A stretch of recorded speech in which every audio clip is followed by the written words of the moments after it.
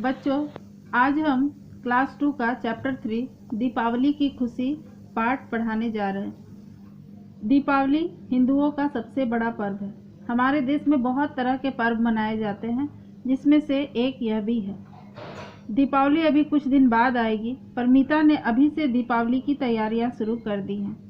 उसने अपनी सारी पुरानी किताबें और फालतू सामान स्टोर में रखवा दिया है। सब कमरे एकदम साफ सुथरे दिखाई दे रहे हैं। सारे घर में रंग रोगन हुआ है। उसे अपने कमरे में घुसते ही एक ताजगी भरी महक आती है। महक मतलब सुगंध होता है।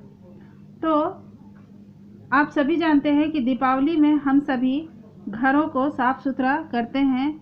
अपने आसपास की सारी तरह की गंदगी को हम लोग साफ करते हैं। उसके बाद घर का रंग रोगन होता है, क्योंकि बारिश के मौसम में बहुत से कीट पतंग हो जाते हैं, इसलिए दीपावली के समय इसको साफ करना आवश्यक होता है। दीवारों पर शीशे व कागज से बनी झालरें सजावट के लिए टांग दी गई। हम लोग भी अपने घरों को तोरण से और रंग बिरंगे कागजों से, फूल पत्तियों से सजाते हैं। और उस दिन माँ रसोई घर में मिठाइयाँ बनाने में जुटी हैं। उन्होंने आज तरह तरह की मिठाइयाँ बनाई है। उनको चमकदार स्टील के बर्तन में भरकर रख दिया। तो हम सभी भी अपने अपने घरों में अपने अपने पर्व त्योहारों में तरह तरह की मिठाइयाँ तो ज़रूर बनाते हैं। मीता के लिए गुलाबी झालरों वाली फ्रॉक व उसकी छोटी बहन और भाई के लिए भी नए नए कपड़े खरीदे गए हैं। तो पर्व त्योहार में तो नए कपड़े पहने ही जाते हैं, चाहे वो किसी भी धर्म के हो। हम लोग पर्व त्योहार में नए नए कपड़े सिलवाते हैं। सब बच्चे इन्हें दीपावली के दिन ही पहनेंगे। आखिर दीपावली का दिन भी आ ही गया। दादी जी नहा धोकर पूजा करने बैठ गई हैं। मेहमानों का आना भी शुरू हो गया है। सभी सुंदर सुंदर उपहार, खील बतासे और मिठाइयाँ लाए हैं। माँ सभी को आदर से बैठाती हैं और उन्हें मिठाइयाँ व फल आदि खिलाती हैं। मीता को यह सब देखकर बहुत अच्छा लग रहा है। वह शाम की प्रतीक्षा में कर रही है। गत्ते की लंबी लंबी डिब्बियों में सजी फुलझड़ियाँ उसे बहुत भा रही हैं। तो हम दीपावली के दिन गणेश और लक्ष्मी जी की पूजा करते हैं रात में, और हम लोग बाज़ार से खील बतासे और मिठाइयाँ भी खरीद लाते हैं, और सुंदर सुंदर उपहार उस दिन हम लोग एक दूसरे को देते हैं। तो शाम को पूजा होने के बाद हम लोग मिठाइयाँ और फल आदि खाते हैं। उसके बाद आतिशबाजियाँ होती है, जिसमें फुलझड़ियाँ और अन्य बहुत तरह के पटाखे छोड़े जाते हैं। तो ये भी उसी तरह की तैयारियाँ कर रही हैं। धीरे धीरे शाम घिर आई। मीता और उसका भाई आलोक फुलझड़ियाँ जलाने के लिए एक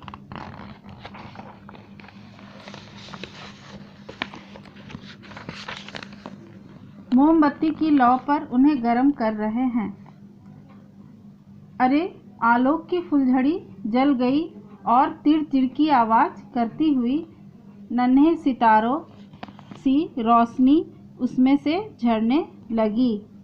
तो जब हम फुलझड़ियाँ जलाते हैं तो उसमें से रंग बिरंगी बहुत से सितारों की तरह रोशनी बाहर आती है। आप इस चित्र में देख रहे हैं कि किस तरह बच्चे फुलझड़ियाँ जला रहे हैं, और ये फुलझड़ियाँ बहुत सी रंग बिखेर रही हैं, और ये बच्चे बहुत खुश हैं आतिशबाजी करते हुए। तो मीता की फुलझड़ी भी जल उठी।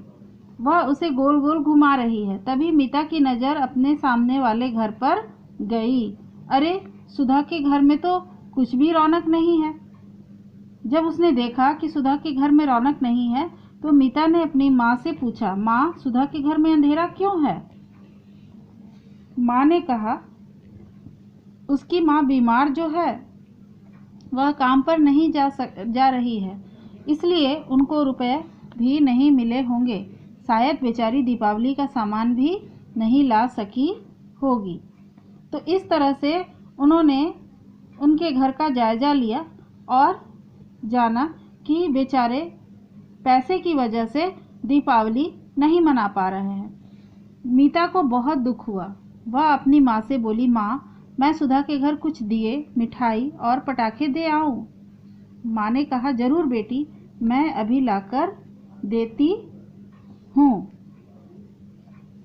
तो माँ ने मीता को वो सारी चीज़ें जैसे पटाखे हैं, मिठाइयाँ हैं, दिए हैं, ये सारी चीज़ें लाकर दे दी और मीता उन्हें लेकर सुधा के घर गई। मीता को अपने घर आया देखकर सुधा बहुत खुश हुई।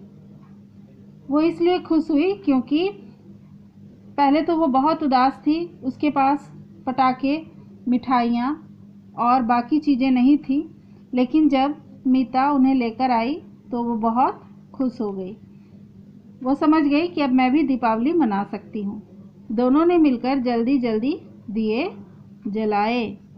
समय तो हो ही गया था, इसलिए दोनों ने मिलकर दिए जल्दी से जला दिए।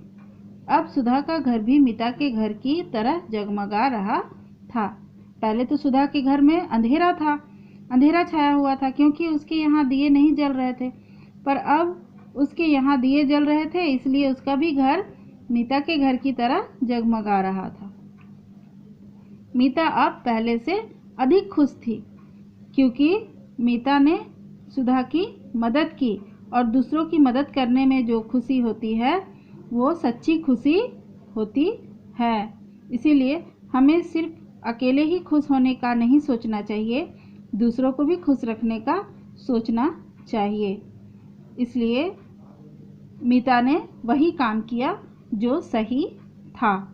तो बच्चों, हमें अपनी खुशी के साथ दूसरों की खुशी का भी ध्यान रखना चाहिए क्योंकि दूसरों को खुश करके ही सच्ची खुशी मिलती है और दूसरों की मदद करके भी हमें सच्ची खुशी मिलती है। तो इस कहानी में हमने दीपावली के बारे में जाना। दीपावली हिंदुओं का सबसे बड़ा त्यौहार है और यह कार्तिक मास की अमावस्या को मनाया जाता है। सभी कहते हैं इसके पीछे एक रोचक कहानी है कि रामायण में जब श्री राम 14 वर्ष का वनवास काटकर अयोध्या वापस लौटे थे, तब अयोध्या वासियों ने खुशी से घी के दिए जलाए थे और तभी से दीपावली पर्व मनाया जाने लगा। तो हम लोग भी प्रतिवर्ष इसी प्रकार दीपावली मनाते हैं। हम भी अपने घरों को साफ सफाई करते हैं, रंग रोगन कराते हैं, अच्छी तरह से सजाते हैं और रंगोली बनाते हैं। फिर हम उस दिन नहा धोकर नए नए कपड़े पहनते हैं और नए कपड़े पहनकर हम भी इन बच्चों की तरह पहले गणेश और लक्ष्मी की पूजा में शामिल होते हैं। फिर हम लोग मिठाइयाँ, फल, खोए, बतासे इत्यादि खाते हैं और फिर आतिशबाजियाँ करते हैं। हमारे घर में जो हमारे बड़े होते हैं वे भी हमारे साथ इनमें शामिल होते हैं। हम सब मिलकर इसी प्रकार दिए और मोमबत्तियाँ इत्यादि जलाते हैं। दिए मोमबत्ती जलाने से हमारा घर भी जगमगा उठता है। तो ये दीपावली पर्व जो है वो अंधकार पर प्रकाश के विजय की पर्व है। जिस प्रकार अंधकार को प्रकाश भगा देता है, उसी प्रकार हमें भी अपने जीवन से अंधकार रूपी अज्ञान और बुराई को इस दिए के प्रकाश रूपी ज्ञान से हटा देना चाहिए। इस पर्व से हमें यही शिक्षा लेनी चाहिए ताकि हम खुद भी प्रकाशित हों और दूसरों को भी अपने ज्ञान के प्रकाश से फ़ायदा पहुंचाएं। तो बच्चों, आज हमने ये पाठ पढ़ा और दीपावली पर्व के बारे में जाना कि किस प्रकार हम इस पर्व को मनाते हैं और इस पर्व को मनाने के पीछे मुख्य कारण या उद्देश्य क्या है। उसके बाद है इसकी शब्दार्थ। आप देख रहे हैं यहाँ कुछ शब्दार्थ दिए गए हैं।